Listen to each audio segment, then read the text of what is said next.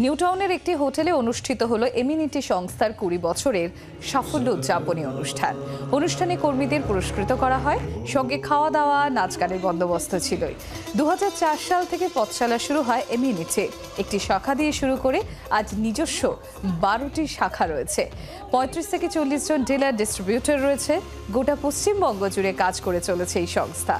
আগামী দিনে ধীরে ধীরে রাজ্যের বাইরেও ব্যবসা বাড়ানোর লক্ষ্য জানান সংস্থার ডিরেক্টর প্রসূন বন্দ্যোপাধ্যায়। সংস্থার ম্যানেজিং ডিরেক্টর ধরিত্রী বন্দ্যোপাধ্যায় তিনি জানিয়েছেন, মোট ৩৮টি ক্যাটাগরিতে পুরস্কার দেওয়া হয়েছে। এবছর প্রায় ১৫০০ গাছ লাগানোর পরিকল্পনাও রয়েছে এই সংস্থা এমিনিটির।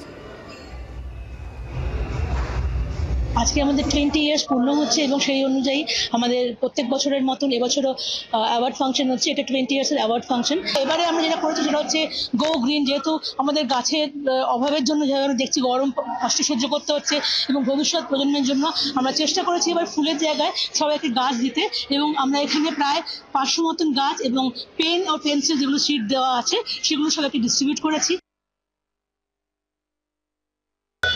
2004 থেকে আমরা স্টার্ট করেছিলাম এই জার্নিটা। আজকে আমরা 20 বছর কমপ্লিট করছি।